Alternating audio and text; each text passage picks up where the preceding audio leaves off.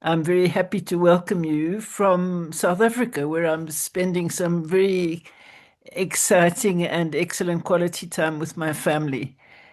We started the Pass It On Network in 2013, Jan Hively and myself. And we're very proud of the fact that over the period of time, we've spread out to having representatives in 60 countries on 5 continents.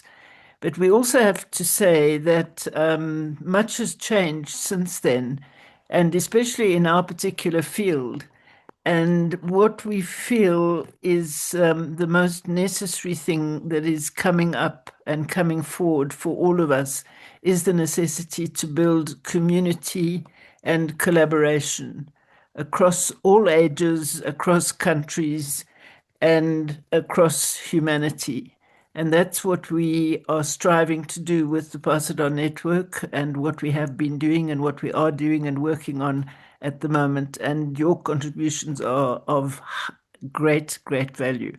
Osnet, I think let's turn straight away and start with this big meeting. Yeah, well, thank you, Moira, for this welcome. We're definitely happy to see everybody and happy to be here from many different countries. Just look around and on the screen and you'll see that indeed we are from all over the world. And lately we've added a little spotlight, 3-minute spotlight to every call so we can get to know some of our pioneers a little bit better. In 3 minutes, you can say a whole bunch of stuff. And today, the two pioneers that are going to introduce themselves are Adele Ostfield from Canada and Vijay Naraidoo from Mauritius. And each one of them is going to have their own spotlight, 3 minutes. And I'll start with you, Adele. My name is Adele Ostfield, and I am from Toronto, which is indeed part of Canada. I choose to label myself as a Torontonian, not just as a Canadian. Professionally, I was a human resource person. I did that until 1999 when I semi-retired, or actually retired, and after 6 months quickly decided it was much too soon for me to retire. I went back to work, back to my original practice as a consultant. Since the beginning of 2000, I have been what I call a professional volunteer. I have 4 pillars of interest. Probably the primary thrust of what I do is enabling digital literacy for older adults. I am very connected to positive aging. I like to say to people, I am not old, I am older. I am one day older than I was yesterday, but I am one day younger than I will be tomorrow. And I am getting older at a decreasing rate. When I was 2, I was 100% older than when I was 1. When I am 78, I am merely a year older than when I was 77, a much smaller percentage. I take a great deal of interest in Alzheimer's research and working on mitigating dementia risk. And my last pillar that I like to speak about is ageism.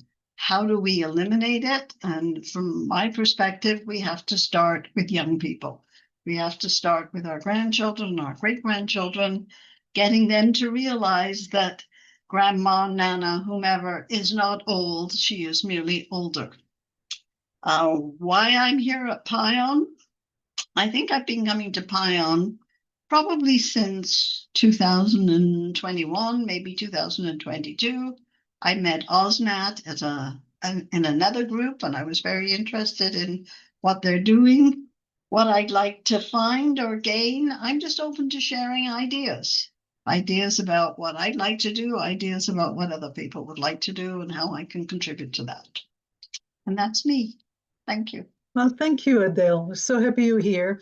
And I'm so happy that I met you there in that forum in Canada. And we even got to meet face to face at one point.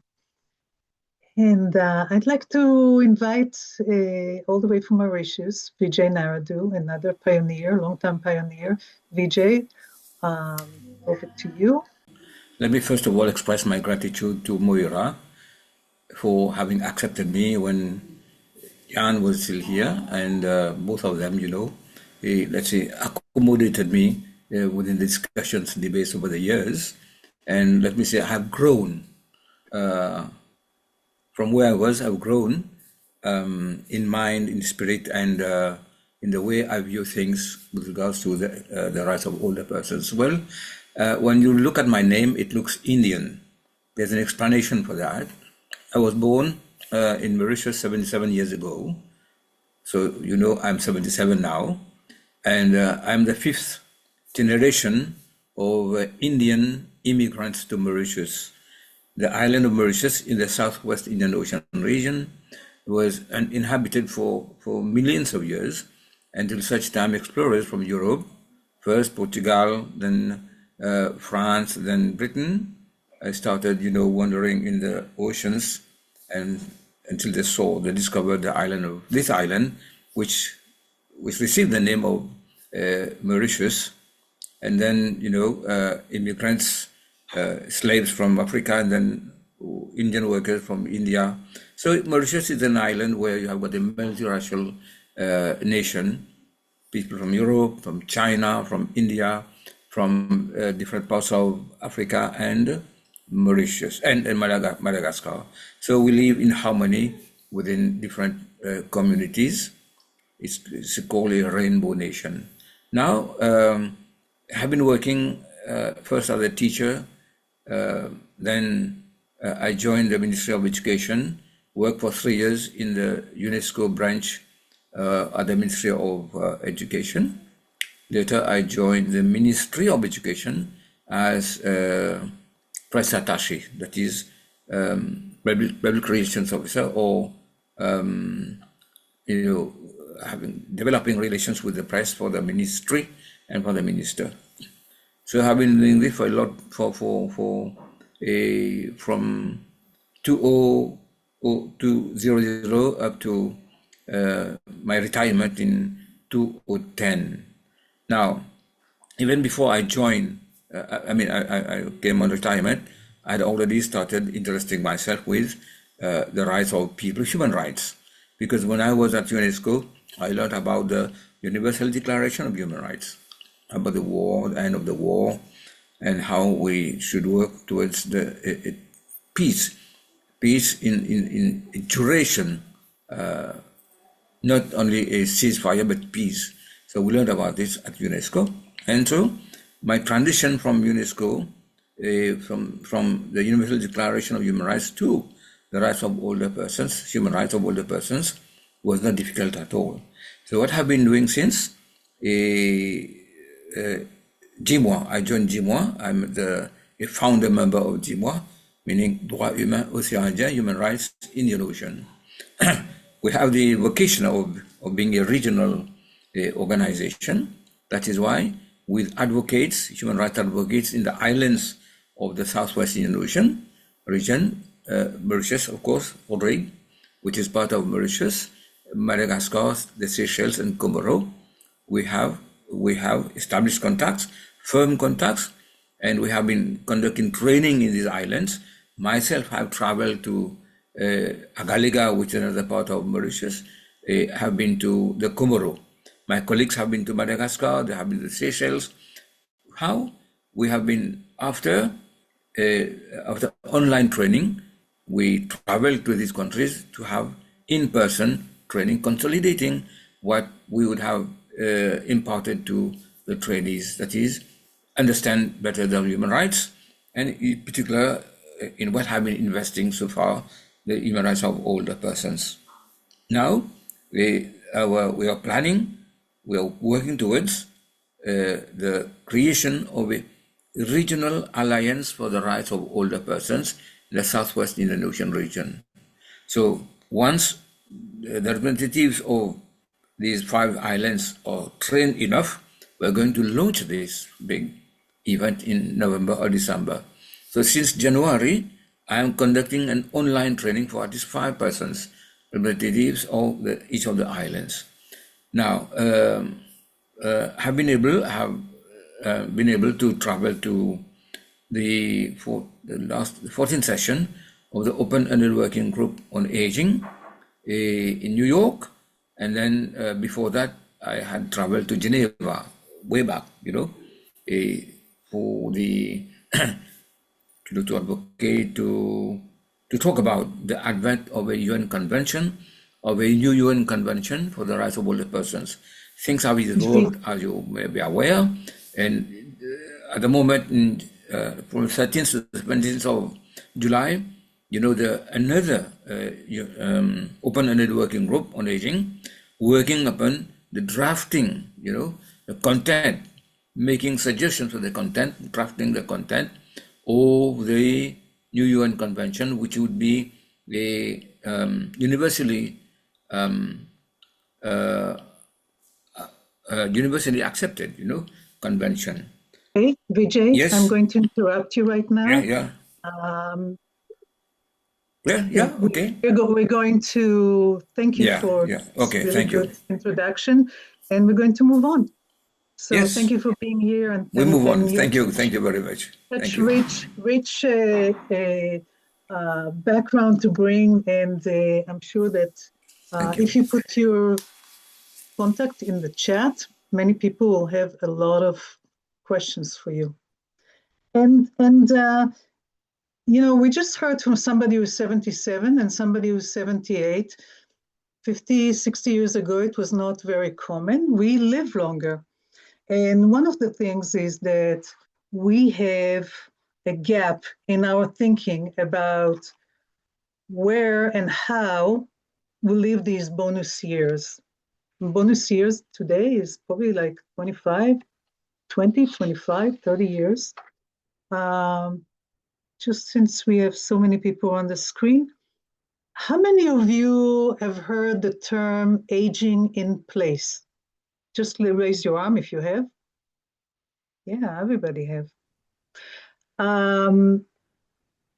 Now, aging in place usually means adapting your home so you can stay in it as you get older.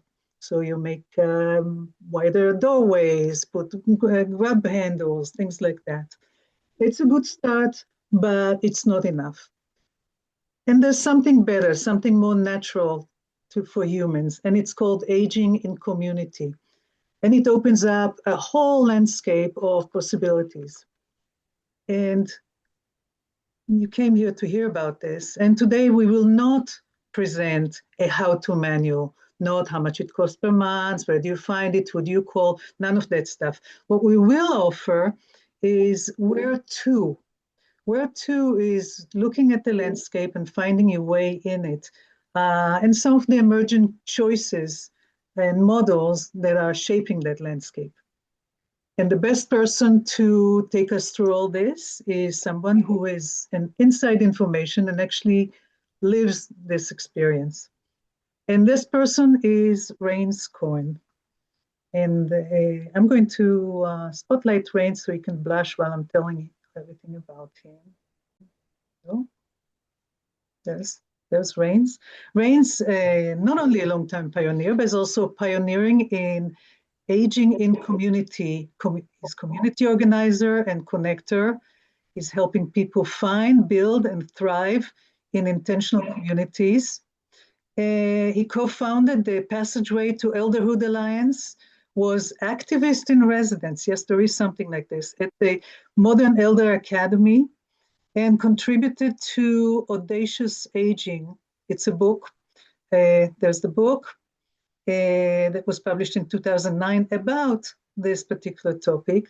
He's also with the National Cohousing Alliance, cultivating regional partnerships through Cohousing Open Network, and he serves on the boards, on all kinds of boards, including Saging International and Grey Panthers. He had visited nearly, ready for that, nearly 150 US cohousing communities. He actually lives in one in Berkeley, California, with his wife, Betsy Morris. Now, I like this. He says that Betsy Morris, Betsy's wife, is an urban planner, and he is an urban dreamer. So I thought about it a lot, and I wanted to ask you, Rains, how do you become an urban dreamer? Thank you for the question, and thank you so much to you and the whole Pion crew making this happen, this opportunity. Um, uh, Betsy is the urban planner. I married her for a PhD. We sometimes say, but I look for how my pursuits could be complementary to her work. Uh, but I think of myself more like an urban schemer. Are people seeing the slides? um, Asking the question, what can we make happen here in any situation that nobody saw was possible? You know, where where are the puzzle pieces just waiting for someone to click them into place? Nobody can recognize because they're far across the board, distracting images on them that seem to be unrelated, but the shape, there's a destiny, there's a potential, those pieces can fit. Fundamentally, I'm asking in my work, in my life, um, how can we make people happier, more effective, and make the world a better place with more options available through connection and the self-awareness that it both promotes and requires to to get there, to help to work together, to say who am I when working out who is somebody else. And by the way, you'll see some of these cards in the talk from the group works deck, which I had a small part of creating a pattern language of the energies that show up in fun groups and effective meetings. And I just love both the imagery and it's also open source and available to share. And just, yeah, the concept. So like this talk, it's not a how-to, but a little bit of guidance as to how might you, or where do we go in this process. Um, Through my work, I've been privileged to get to hang out with a lot of inspirational elders, people who make me say, I want to grow up like them. And I'd love to see if hopefully people recognize some of these folks. People like Barry Barkin, uh, uh, a leader of the Elders Guild and a founder of the Pioneer Network, an earlier organization of that name. Joni Blank, founder of Good Vibrations, but she was my neighbor in co-housing and an earlier multi co-housing founder and journeyer. Rick Moody, leading the way in positive aging. And I believe that anybody recognize who he's sitting next to? Um, we'll come back to that. The other connections. Jeff Kozney, pioneer of the communities movement, the directories. Fred Lanfear from Sangaya, an elder song. And my co-housing neighbor Alice Green, as seen here visiting Sangaya with me. Hang out with them and then say what made their path possible. What my own path be into the world of aging. And I'm not one to stick to the well-trodden pathways. Although I was a geography major in my undergraduate studies at UC Berkeley, um, but I started thousands of miles away, opposite coast, um, journeying from where my family was. I grew up near Boston. I made a journey to immerse myself in a new world, a new culture. I'd already worked in the field of microcomputers for half a decade. I graduated from high school uh, yeah, during the summers and off times, and I expected to continue on that path. So it made sense to see what's the Silicon Valley all about? Is it different than Route 128 in the Boston area? And um, what I discovered out here is a delightful, hospitable setting, free from the slush, snow shoveling, humidity, and hundreds of years of societal hierarchy that perhaps especially I felt as a teen. But I felt like I was escaping. Everybody was from somewhere else. The echoes of the free speech movement were still reverberating in the streets in the decades that followed. But also in my teen years, I frequently explored our attic, perusing my mother's collection of science fiction magazines from the 50s to 70s. Here's an actual piece from the pile, as well as picking up actual books in the field at the library regularly. So I came to California. I really felt like I was stepping into some form of the utopia I'd been reading about for decades, a place where anything was possible, technology could change the rules, and the culture supported that. But growing up, I wasn't just hiding out in the attic. I also found and founded community through engagement with my peers, participating in and co-creating computer user groups, technical support mutual aid societies, including the Newton Apple Kids. And I think you'll see on the table the New England Apple Tree newsletter from back in the early days. Um, Places where outside of school and work, people with a shared interest in discovering the potential of this amazing technology could help each other.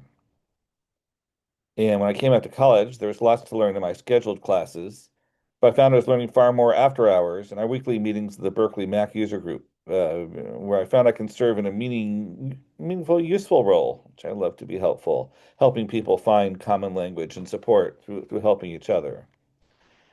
It turns out these skills had value in building real-world community. I help people co-create homes and neighborhoods that are running together and finding the common ground that links us all. That value comes from sharing rather than independently focusing on our own needs and desires, that we can get farther, faster together.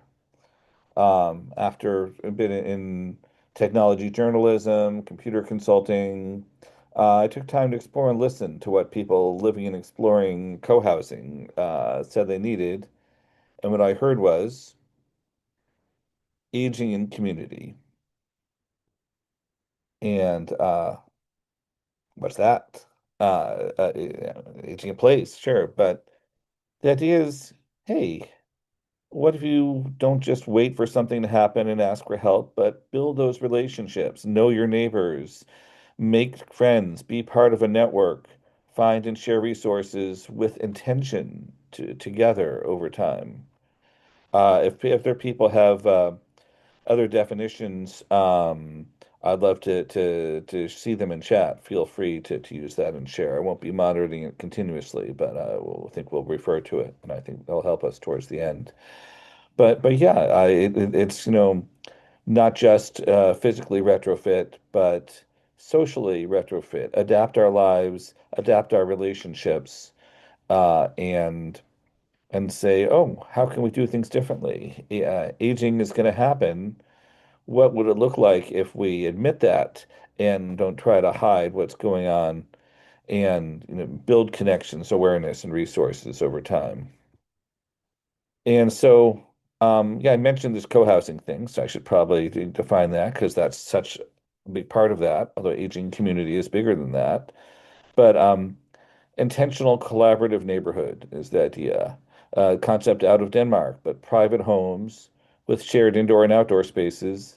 So we're together, we're aware. It's not just architecture to make it really easy, as is all too common in the US for the last half century, at least, to, get straight from your car to your home and not have to talk to people and, protect us from one another. Um, but, choosing to design physically and socially, uh, to have the choice in our lives, privacy and community, and weave those together as we go. The architects, McCammon and Durrett, brought the concept from Denmark, where there it was evolving as folks out of group homes and co-ops saying, hey, we're getting older. We'd like to have a family. Can we have a little more privacy? Can we maintain this connection? Oh, we don't want to give up having people around and cooking for each other, but can we have a system that gives us that mix uh, of, of of both yes and both options. And you don't have to read all the slides. We'll be sharing these afterwards, but uh, a few visual examples. It's yeah about having working together. So yes, there are developers that create co-housing and ideally working with the future residents in some fashion, but in most of the U.S. examples, it's led by the residents partnering with a developer that maybe has um, a history, a track record, and the money, so the banks will trust enough to loan the funds to do the work of creating construction. And uh, the phrasing on a couple of these is in the negative. It's a little odd, so I'll call it. It's like non-hierarchical structures. So just to contrast where, okay, it's not a cult, it's not something with a guru, it's not a business. It's not like one person's in charge. Sure, you've got people in roles and both in the developing and running it, but yeah, the residents as peers are running it together. Usually in the U.S., it's a homeowners association, a condominium, and there's various stereotypes and realities people have of that. But we're saying, hey, let's use this tool that the cities will approve and banks will finance and make it easy. To accomplish our goals within that and to go beyond that and not get stuck is to get not say, oh, let's enforce conformity and preserve property values, but say, hey, we got the structure. How can this help us get all of our needs met? And then this last one, number six, no shared community economy. Um, it's a little bit to contrast from a commune and to what headline writers will love to lump us together and say, hey, no, this is just about living here. There are forms like EcoVillage that build on co-housing that do have, homes plus more. And I think every community is on that journey. But fundamentally, it's about, hey, uh, uh, let's have a home. And yeah, over the past 4 decades, uh, 200 communities or so are completed, depending on your definition of completed or occupied, and a little bit on your definition of co-housing. But yeah, it's a slow pace. There's a lot of barriers, the costs of new construction, labor, planning approvals. It's a lot of work. It's a big process. Um, and the Co-Housing Association has recently become the National Co-Housing Alliance and trying to reach farther into the world of what they're calling community-rooted housing to go a little further, realizing that, that can be inaccessible to many, sustainable by so few, that classic model. This is where I call home, Berkeley Co-Housing. I'm coming to you from right off to the left, where you see those green railings. That big tree isn't there anymore. It was starting to bump into the roof, uh, but nor is the redwood behind it. But we've got solar as a result. And this was pre-assembled of sort as a community. Cottages brought here in the back by the lawn. Um, in the 1950s when a co-op supermarket was going in and Common House off to the right, but then some built new townhouses. The pictures taken from a deck where it was built on top of another home. I'm in half of a duplex here on the left. Um, so creating space, but having green. Actually, I can see, well, there's people out on the green. Um, and yeah, what none of us would be able to afford on our own in Berkeley real estate, but together, those little bits add up so we can have a large shared lawn, shared resources, and so many amenities and connections. Yes, we have our own kitchens.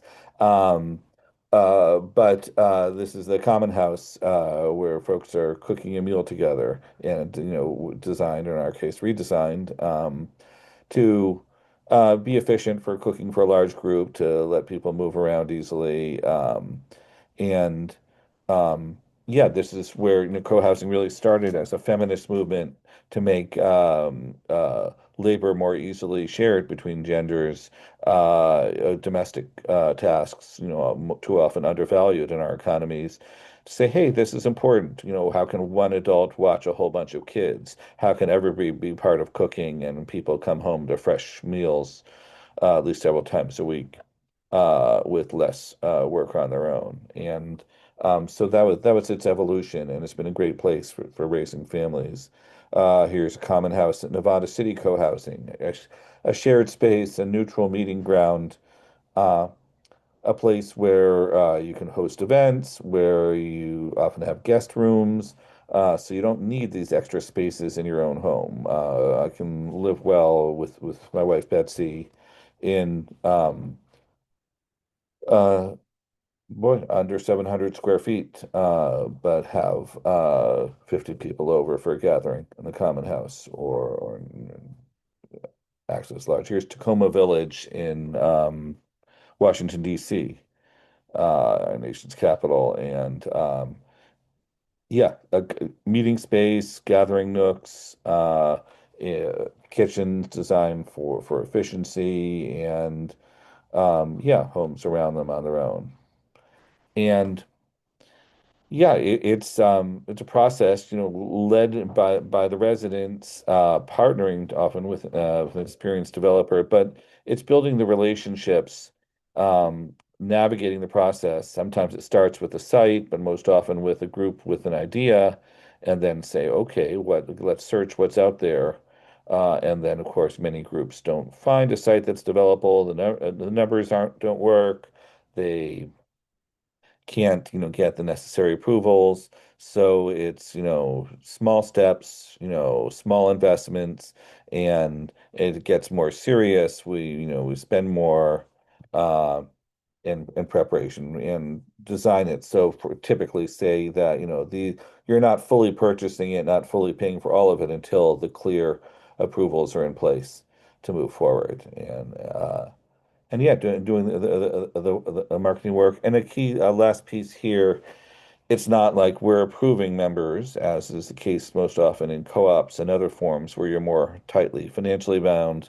People sell who they want to when they want to, and so there's an easy exit. You can commit because okay, if it doesn't work out, you can sell and move on. And because we've designed to work with the systems of finance, um, it's, just another condominium as far as the banks are concerned, competitive among them and getting the best rates, at least here in the US. And I have visited European examples of co-housing, and of course in countries with more social housing and more ease of support for mixing different incomes, different age groups, different rental and ownership models. It's certainly much more integrated there, and I certainly see some in Denmark that seem to be a decade or two ahead of us in the U.S. in having this greater sense of purpose. Excuse me, having a greater sense of connection, and yeah, taking things at scale in a new way. Uh, And yeah, together, working with an architect to say, okay, what do we want? What's possible here? And it does take a certain eye and education to say, okay, this existing building, this blank site, what could we build here? What could we do with it? What's possible? But enough about co-housing. I think in general, was it New View in Acton? Um, Actually, here's, so it's a space to do what do we want to do with it? I mean, you'll hear it described in terms of planned workshops and daycare and, formal terms like that, or organized senior care. But hey, it's like, hey, let's do a crafts workshop. What's somebody in the community into? Let's, we've got the space, we've got the support, we've got the tools. Let's do what we can with that. Um, and formal process. But the the real heart, I mean, the heart of community is that we're not just that we're living here and being good neighbors and in physical design, but we've got consistent systems and a culture of supporting, being peers, being effective, being not, nobody, there's no one person's in charge. There's room for everybody. There's room for difference. You'll hear the stereotype of community, a bunch of like-minded people, but it's really diversity that can be our strength and provide the resilience with good systems, with tools that build confidence. Um, yeah, you putting the system to use to care for each other, and yes, there's maintenance to do. We're paying homeowner dues and doing work ourselves, but taking the time to talk to each other. And this is it's been called the most expensive personal growth workshop you'll ever take because of the home cost involved. But I like to think of it as the most affordable postgraduate education you can find in housing development and community development. And if you're lucky, you get a place to live. But I mean, back to the aging piece of this. You'll see at least in the U.S. and I'm certainly similar in other places, different sort of models of the industry of aging. of like, oh yes, here, come be part of our active adult living community. We'll put community in quotes. Oh, and here we can support independent living, assisted and long-term care on the assumption your body is going to be losing function, your brain perhaps, and oh, you're going to need levels of medical care and support. And certainly in our system and economy, all of those have significant cost involved, and uh, uh, there need to be financial tools in place to take the money you've put into your home and extract it for some of these other purposes, as well as the physical and support structures. And we kind of, go in our world into a different dimension, from independent living to interdependent living. And so, yes, you can, more often get the help you need, but it's not a guarantee. We're not going to say we're going to provide medical services, but we can help a whole lot. And we've had, over the years, 5 deaths of founding members here. All but the last were at home in community, with community members able to support a lot. A founder who was a geriatric care manager, advisor, helping. Um, Getting another member trained in elder support, and so people will hire him, but others of us can fill in other ways, transportation, etc. And then even, in communities and senior co-housing in particular, design to say, hey, let's have specifically extra shared space. Let's have a process. What in Denmark is called a successful aging study group one. That's a national curriculum, is my understanding, that's available, and here we've adapted it to help at least forming senior co-housing communities go through that process. Um, and yeah, there's still just a handful of senior co-housing communities in the U.S., but ours, as an intergenerational community, the kids have grown up and moved out largely over the past 30 some years. So it's yeah, median age is in the 60s, I believe. We have definitely people are 70s, 80s, and 90s. And we benefit from sharing, but also just connecting and supporting and helping each other. At Quayside Village. I think I'll stop with the slides here, and I'll have a couple more a little later. Um, but how are we doing on time? Let's now see, we're 41 past the hour. Um, yeah, would Yeah, love to love. maybe a couple more minutes. Yeah, yeah. There was one question in the chat, and we'll come back to more questions later because we're going to go also into a breakout room to just kind of try to process all this. I think you have answered it, but if you want to age in place, what are the options that are available for you if you don't want to move into this kind of intentional community? I mean, I heard things about the urban village and things like this. Most of us here in 5, 10, maybe 15 years will stop driving. So what kind of what about us? Do we need to move into one of those segregated aging neighborhoods or communities? Thank you, and thank you, Rich and others. There's some great topics being raised in chat. Um, Yeah, yeah. I mean, it's an issue for us, certainly as a community designed by people mostly in their 30s to perhaps 40s, and thinking about raising families, not thinking about even themselves as they age and the needs.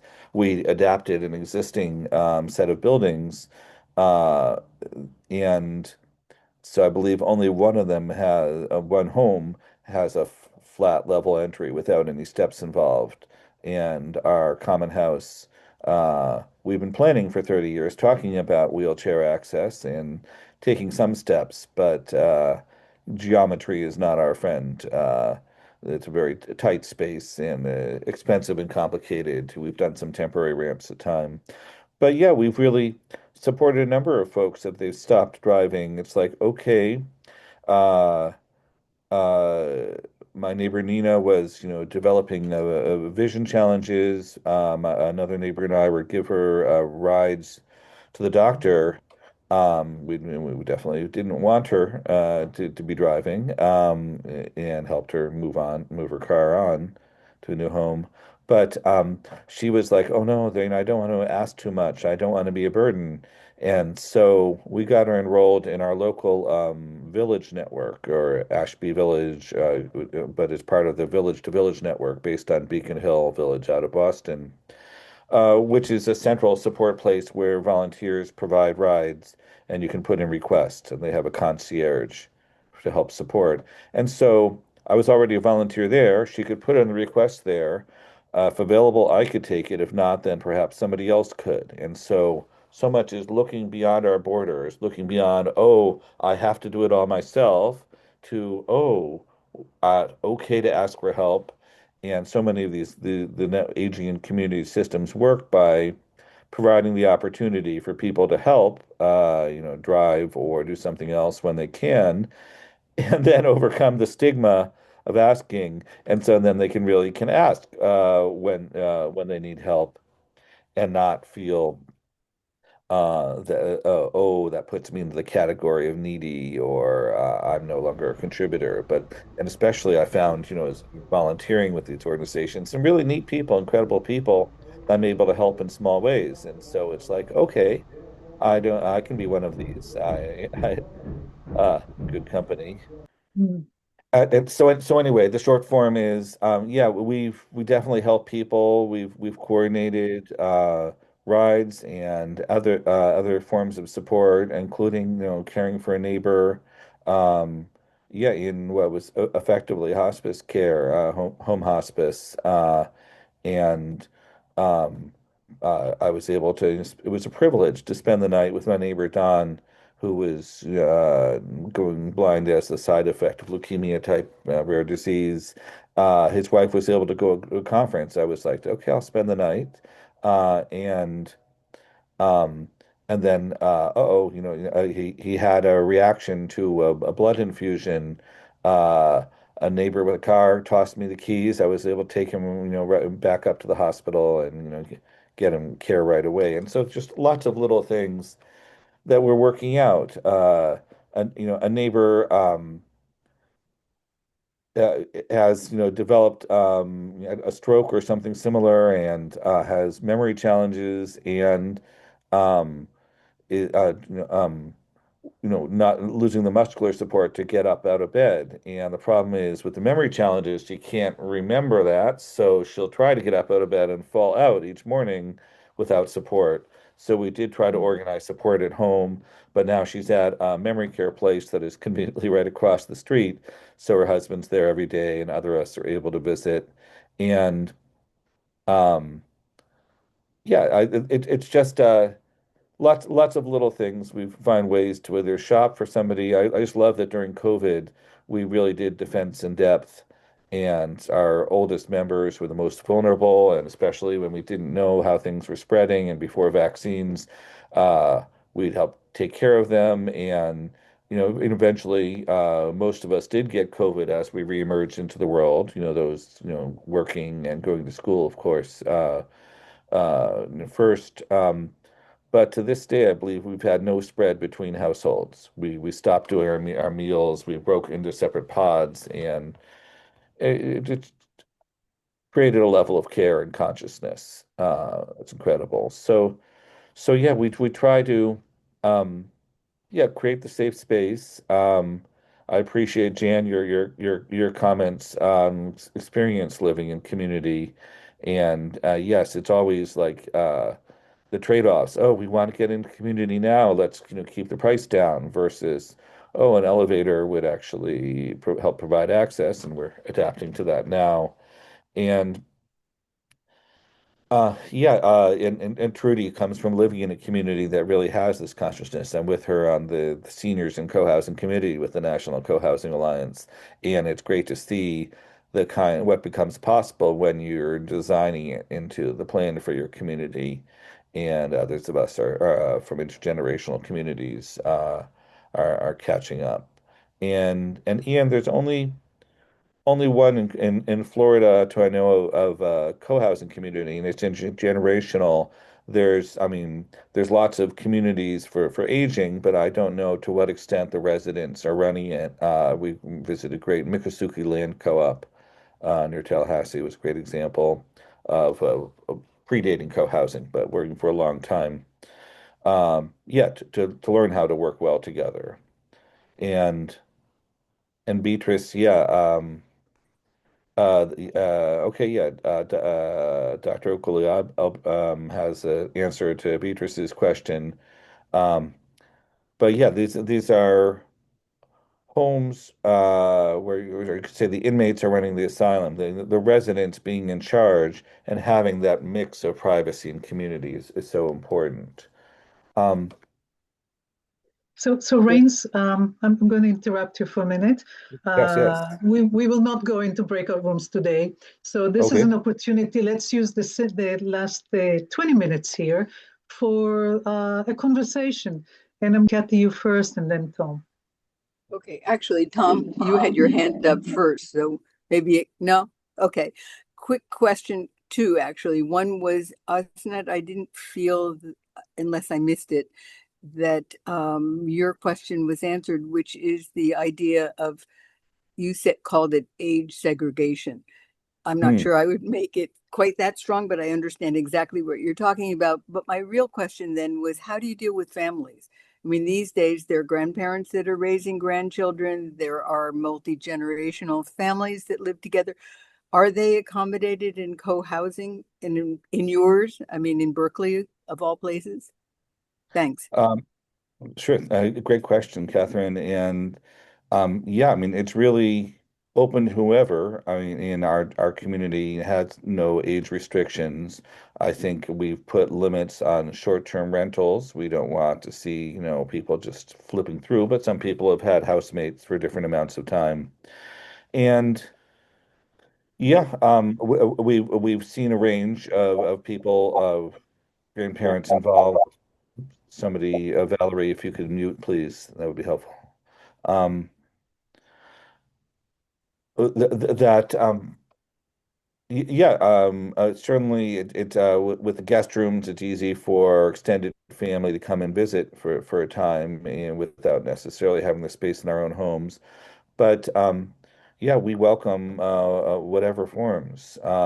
It's interesting when an associate member went to sell his home that we had just opened a fence and connected to the community.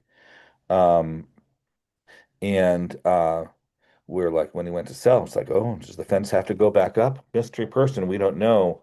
And but then we will welcome some people that are coming in, and the attitude shifted. Ooh, fresh young backs.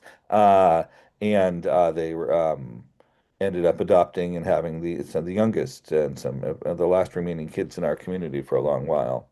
Um, and uh, yeah, we just basically we sort of deal with each other as people, however we come, however we structure our lives, and um, try to help accommodate people in whatever way.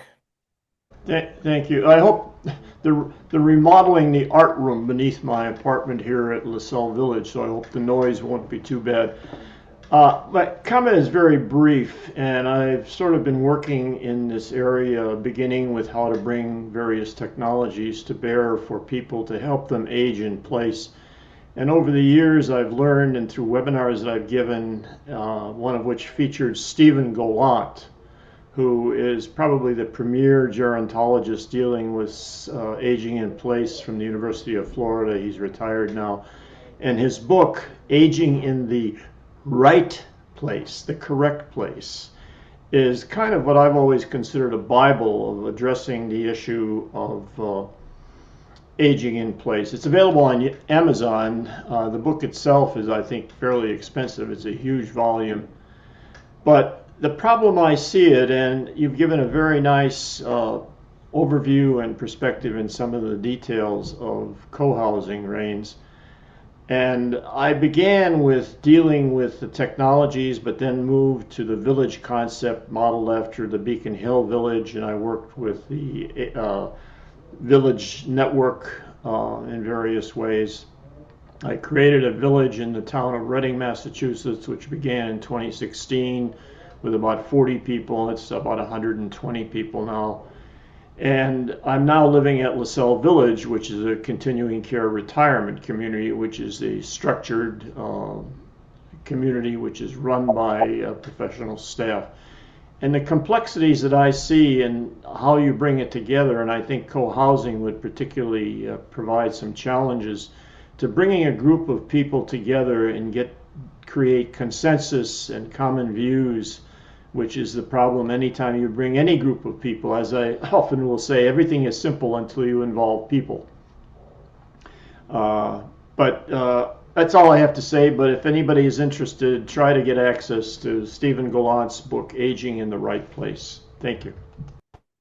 Thanks. We'll add that to our resource list for sure. And Tom, I appreciate LaSalle Village having grown up in Newton, where that's located, and it's one of the pieces I looked at as I was writing my chapter in Audacious Aging.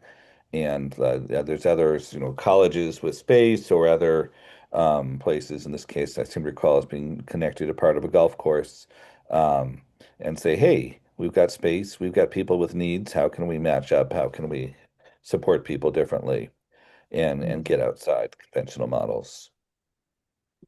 Thank you. Moira, you're next, and then Beatrice. Okay, thank you very much, and thank you, Rains. And thank you, everybody, for these contributions. I just want to share something that I do in Paris and have been doing for the last 20 years. I'm a solo ager, and I live in the middle of Paris, and I have a spare room. So for the last 20 years, I've had a variety of young people staying with me. And it's been the most enriching experience. It really has. I've had people from India, from Turkey, from the USA, from Taiwan, from Iceland, all over the place. Minimum length is 3 months. The maximum has been 4 years, and I'm still in touch with the young woman.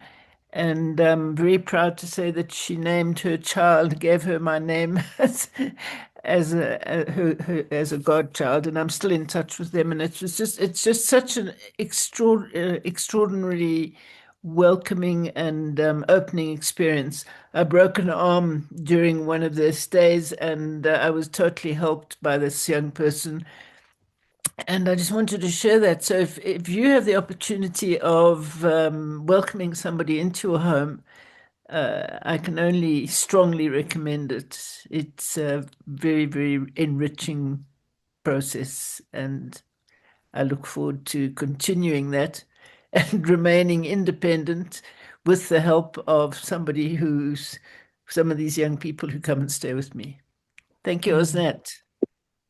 Yeah, thank you, Moira. So this is interesting because we're seeing a continuum here. The smallest unit is one person with hosting or co-sharing, co-housing, I don't know, another person. And then there's the other one, some of the places that Rains is describing, where it's a whole community of many such building blocks creating a life together. Yeah. And I'll just say that, yeah, Maggie Kuhn of the Great Panthers was noted for having a number of younger people sharing her home, and 9. 9 people. Yeah, wow. And certainly here we welcome people, in the guest room, or we've met interesting people from my neighbor who inherited her home when her mother died. She wasn't ready to move up here from Southern California, so she rented it to a Fulbright scholar from Pakistan and his wife and their kids, and so a whole new level of energy and connection for the community. We sometimes use the term co-living for inside one home sharing versus co-housing as the neighborhood scale. But I'll say that it can be harder, and you think of this, oh, it's much harder to do this large development project, but living it is harder when you're sharing more, when you don't have easy separation, when you have to talk about the kitchen and the bathroom every day and navigate that. So it takes a different kind of preparation and energy. Yeah. Beatrice, over to you. Thank you, Osnet. Thank you very much, Rains. I'm here at an old people's home. I was invited by the founder because of my organization. Apparently, it was mostly occupied by the people of color, if you know what I mean. So those who were passing on, the cottages were now becoming empty. So 8 years ago, they saw me on TV and they invited me to be part of this home. So my organization is affiliated to this home, Athol Evans Complex in Zimbabwe. Anybody can Google it. And I find that what you are saying, Rains, is really appropriate. It's a beautiful place if people of the same age, same thinking, same background, not necessarily background, but same age, or you do things together. We've got a library, we've got a hospital, we do bingo, we do braais, you find that life is more exciting than it was when I was living in my own house out of this place. And I was the first person of color to move in this house 8 years ago in this complex. Today, we have got 20 people of my color who are within the complex, and they love it. Making a choice to getting into a place like this is just the best thing for all the persons. So thank you, Rains. Oh, and thank you. I mean, the work, we know it's not easy to be a pioneer, and racial diversity is in the U.S. co-housing a weak spot because once we filter for, oh, who do you know, who has the money, who has the ability to take a risk and the flexibility, you narrow, and who's a new home buyer, you're narrowing it down, and it's an area that we're working on and conscious about and saying, okay, well, how do we over make places welcome and overcome microaggressions and be actively anti-racist. I see communities doing work on this together, and so I'm appreciating that, knowing that we're all on a journey and none of us. Well, Let's talk utopia about it. utopia means no place. I Mm. mean, from the original. Sorry, Yeah, Beatrice. let's communicate, Rains. If whatever you want to know, because I'm a permanent trustee board member here, and there's so much I can share with you that we find working, and I know there's so much I can learn from you. I love it if you were able to present at some future gathering here, because I think I've shared just out of one model and there's so many variations, and I know Mm. there's much every time I've visited others. Yeah. Thank you. Thank you. Diversity evidently comes in different ways. Like-minded people, diversely minded people, different generations, different economical background, everything else. But there's something that connects, and that's then the desire to be in community and build a community and be accountable to each other. So just simply to say this is the unity and diversity card from the Group Works deck. And this is just so much the power and challenge of community to say, yes, we have ease in similarities, in likeness, in connection.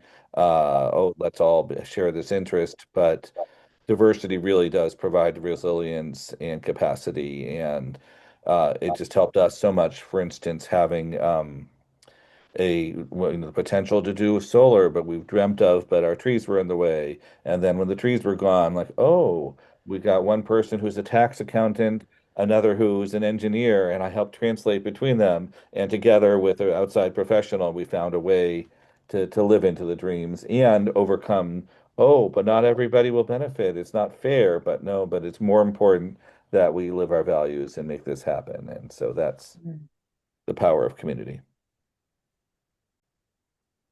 Yeah, power of community. Back to you, Adele. So the comment I was going to make, as you may have heard at the outset, my primary thrust is digital literacy for older adults. And I can't help but think how important technology is when we're building these co-housing efforts as a way to keep people together, but also as a way to support people. living in a co-housing environment. Technology can be a big boost from a safety, protection, community perspective. And I just wanted to, it would be remiss of me not to mention that, given my interest in digital literacy. Yeah. I'll just say I was just in Houston visiting East End co-housing. What the hey, let me just share my actual Google Photos window for just a peek of that. A lovely new build community. Let me get my share here. Uh, and so this is community intergenerational, newly opened in Houston, Texas, the first in Texas. Was just there. And to see that, okay, yes, they're thinking about accessibility, not overly designing necessarily for it, but providing room to customize around it. And just some views of the common house. But I was and just the systems of community communicating around the laundry. I have a place to say whose clothes are these. But I was in town also at Abilities Expo, which I had some pictures from it there. Yeah, specifically designing around access and like, okay, what are the systems, what are the technologies, and how do we learn together and support each other in this process? I'm glad to see Elizabeth here, who I've started some conversations with, and we found a common connection from Modern Elder Academy, and I've seen you've been in Pion before. Welcome. Thank you. The question I've been working with Chip Conley at the Modern Elder Academy and his Golden Girls initiative, and we've been hosting solo agers, women who are curious about what it would be like at this big age to live together. And one of the things that comes up is really this health point. So, it's one thing you get knee replacement and you're out of commission for a few weeks and your neighbors can help you. But what happens if you have something that is, debilitating in a way that it's more than a few people doing your meals and running errands for you? Because this is something that scares women who think that, suddenly in their late 70s, they would be tossed out because there's not enough ability, really, capacity to care for somebody who has, gets that catastrophic diagnosis. And I just wondered what the thinking is when that happens. And I'm also wondering about what kind of uh, even before that, technology that can lift some of the weight of caregiving, even around more minor sort of health challenges. But the first question is, if we're short on time, is the one that I'm wondering about. And Rains, before you answer, maybe you can weave it into some kind of a book ending, because Elizabeth Yes. just brought up something that is outside the concept of co-housing and co-living. It's the undercurrent of everybody who is going through life.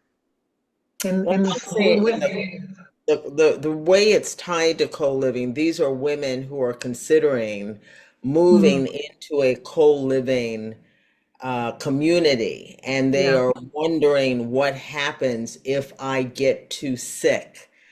What is then the sort of protocol or the what happens in that community if I cannot support myself? That's how it's related to. That's a real issue, and it's something I brought up when Chip was presenting this MEA a little bit, the aspect of, how do you choose your neighbors, or, how much we rely on self-selection or an organization running the community. Um, and it's a real question. In co-housing, we've had people sort of bring in professional care and part of the on their own. Um, And in the successful aging workshop that we plan ideally use in planning senior co-housing, but I think integrate now in intergenerational as we're all aging, is run through these scenarios and map out the services and have plans in place. And so basically say, okay, if you break your hip, I'm going to be here to help feed you, but I'm not going to bathe you. But here's an outside community service that will do the homework and then say, oh, could we have caregivers that are shared? The first U.S. senior co-housing in Davis, Glacier Circle, Davis, California. Um, they had a room above the common house, or an apartment rather. They rent it to somebody that is a professional house cleaner. She gets discounted rent and she cleans the common house. And then they hire her for helping clean their houses. And we've certainly here gone in together on people to help with cleaning, especially as our older members find it more challenging. But also, additional level of support, sometimes from the same people, sometimes elsewhere. But yeah, the idea is, well, we're not going to force anybody out, but we're going to see and how much support we can give. A neighbor with suffering from depression and then now mobility and other challenges has a neighbor of hers here in the community that stepped up and make sure she can get to and from our meals okay. And we're adapting to people with different hearing challenges and having somebody to talk to makes such a difference. Not just come to a meeting and be immersed if you're finding the environment challenging, but uh, knowing that there's somebody watching out for you to talk to you, and maybe it's just even any of us in our relationships. I'm having a fight with Jane, but maybe I can talk to John, who can talk to Jane, and maybe I can appreciate Jane for not just being, oh, she's, gonna raise issues. She's gonna tell us what we're doing wrong. Where what you might stereotype Karen, but I've come to appreciate, oh, she's in the guardian role. She's anticipating problems and bringing them up in a way that we can work together to solve them and find paths forward. And this, to me, is the real power of community, um, is finding new ways of being, new ways of relating, new ways of supporting each other to be our best potential selves, to live our greatest, healthiest lives, uh, and to make the most of whatever's there. Since I'm close to wrapping up, when I share these last resources, second share the right window there. Um, and we'll share these out online as well. You don't have to write them down, but here's some of how we support each other in connection. And this is a U.S. perspective, but there are others resources out there, and these are open to all these time zone or Pacific time. But yeah, and actually, I'd say it's a national summit, but we've had international participation, Canada and beyond, and there's a lot of interesting stuff happening in the UK this month with the co-housing movement pioneer there, and certainly uh, other models and examples. And we're excited to be starting to be part of in the US the social housing movement. Basically, the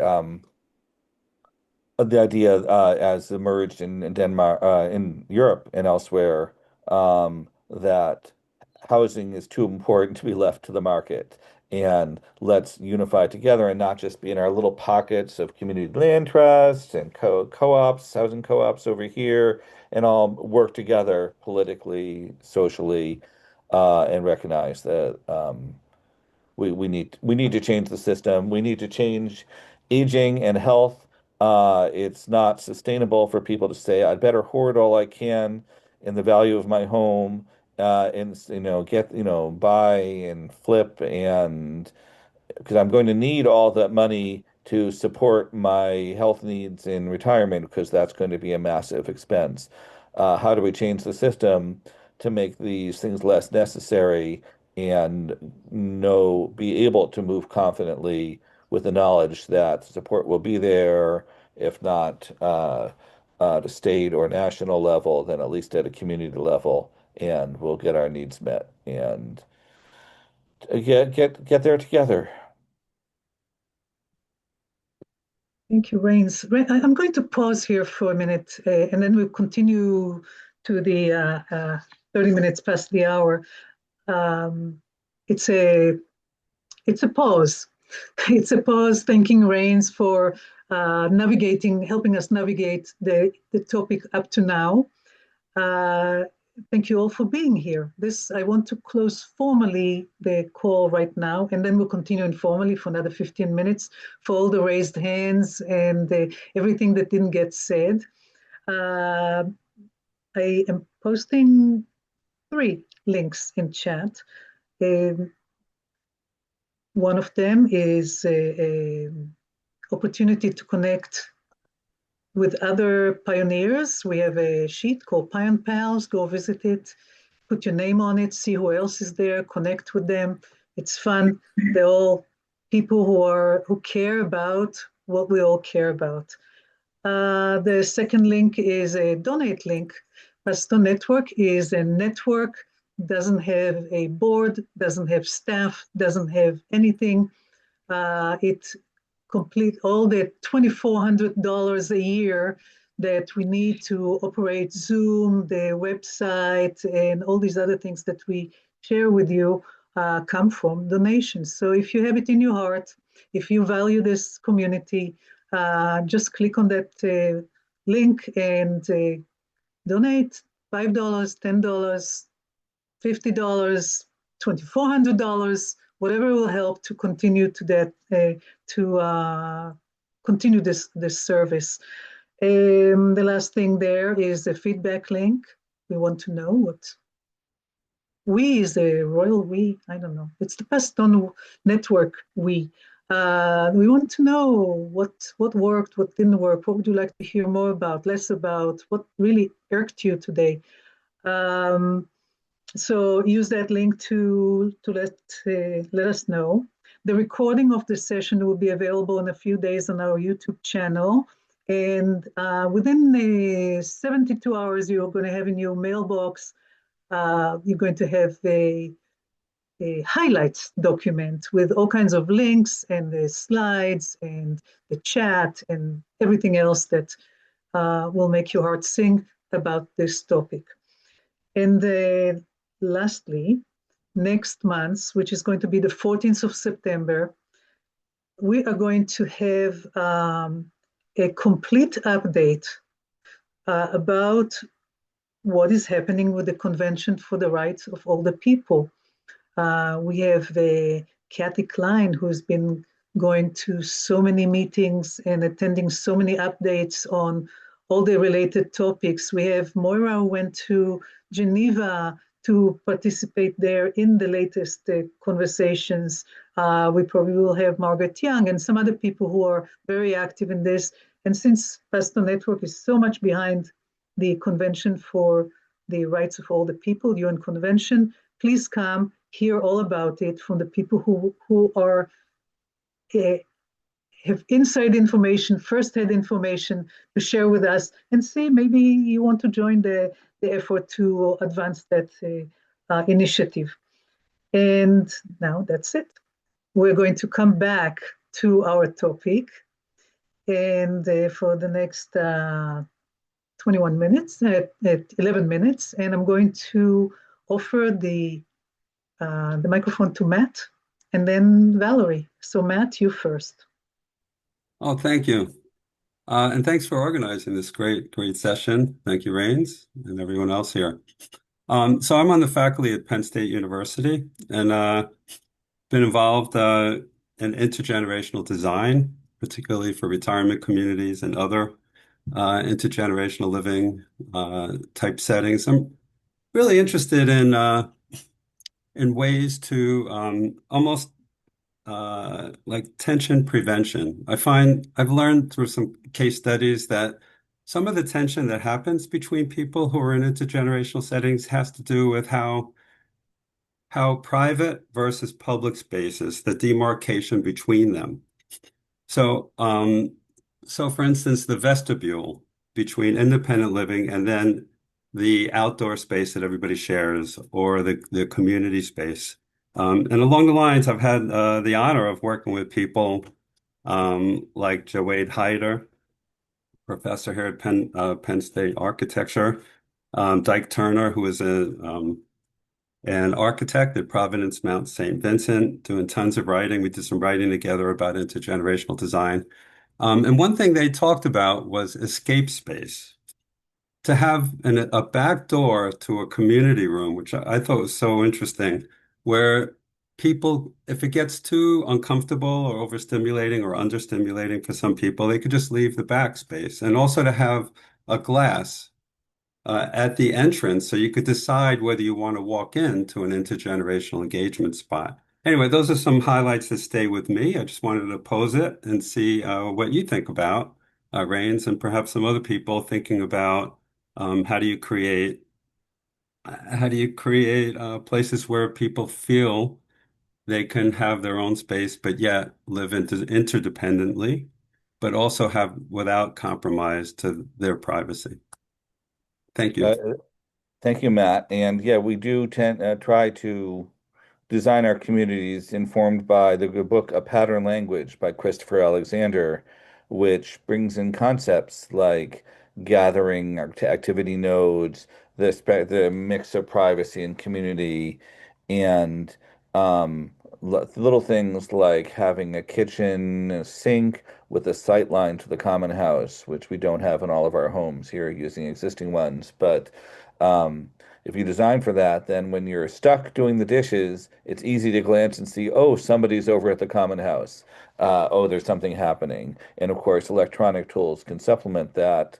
Uh, but there's no substitute for having the visual relationship of place. And this is where retrofit co-housing also can suffer because houses are built for more privacy, and then suddenly you're connecting backyards, but it can take more work and especially intention to go that little further, to have to look at what's out there.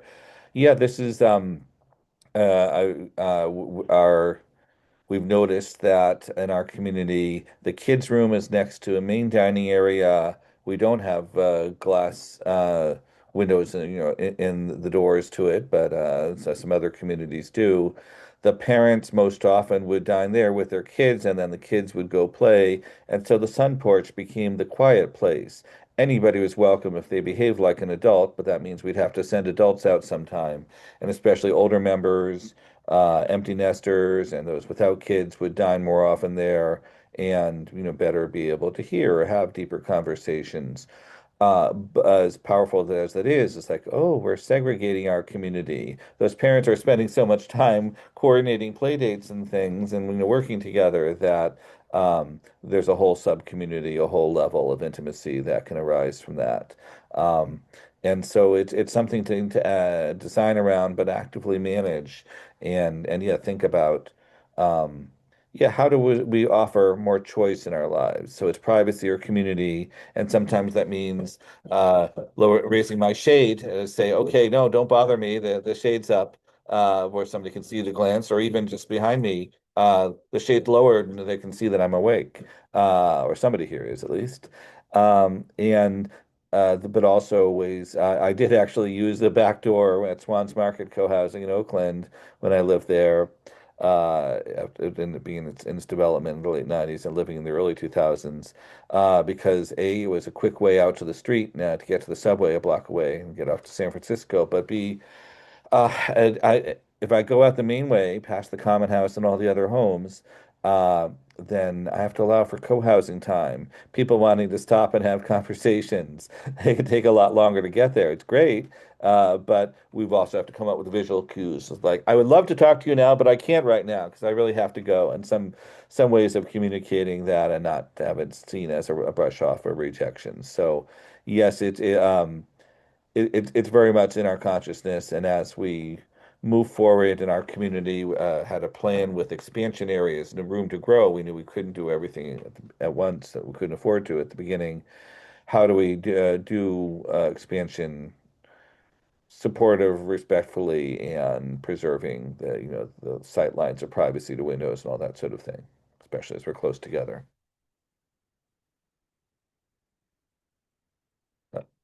Is Valerie next?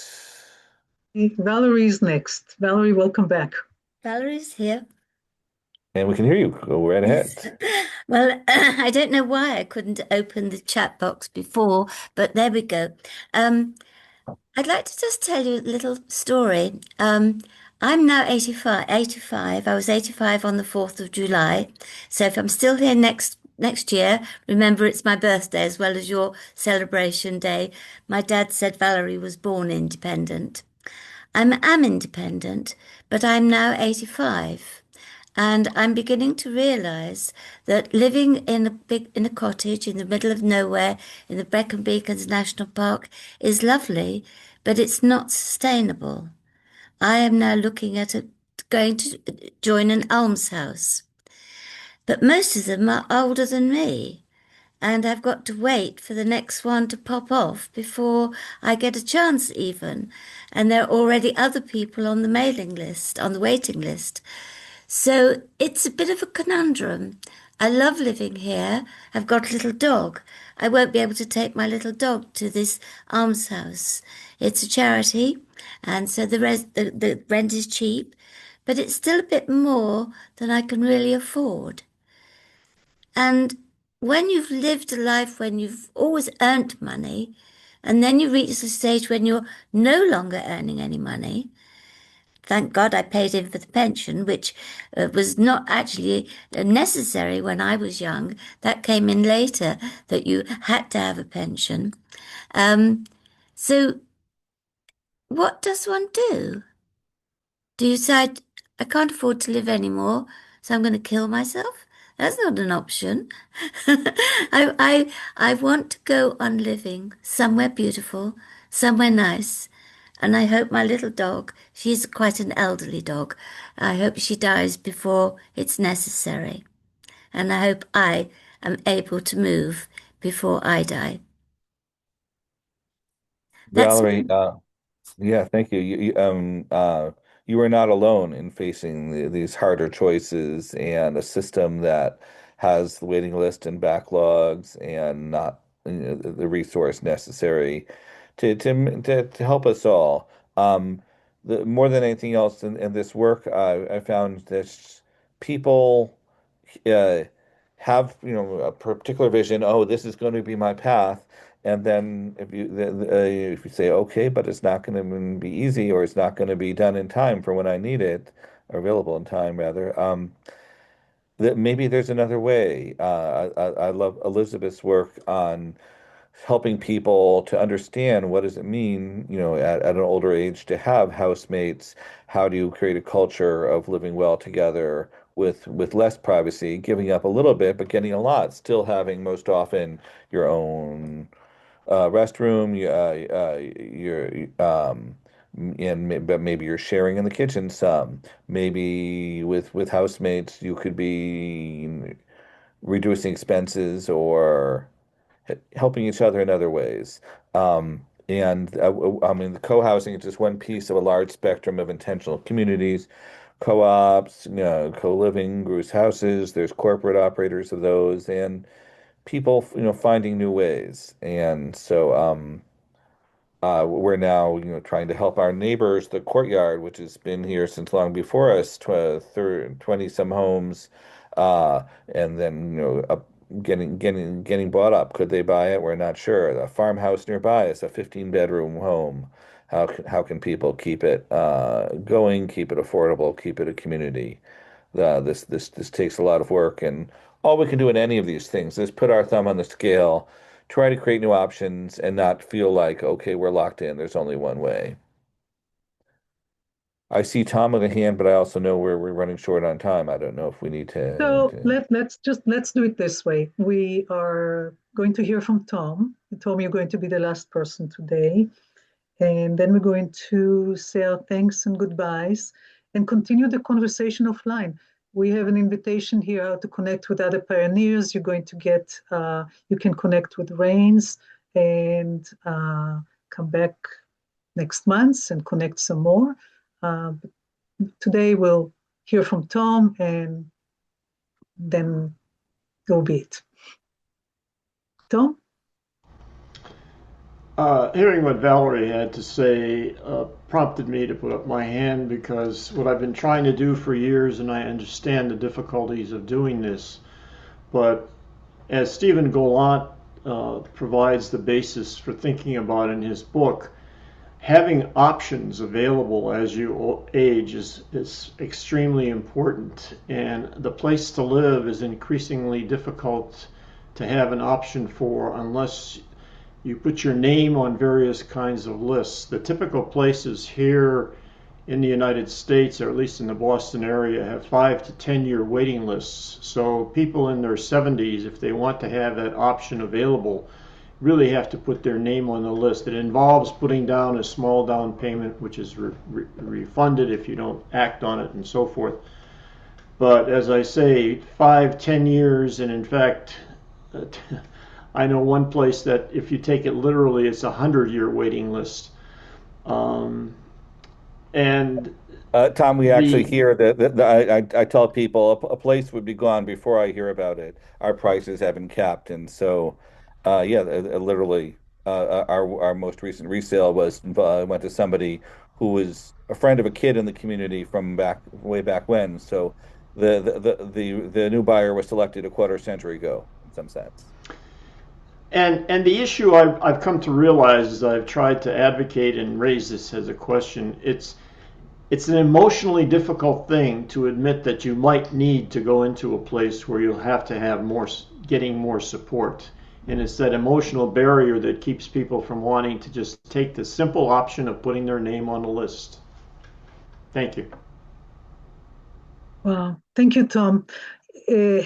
Yeah, such a difficult question. And why does it have to be so hard?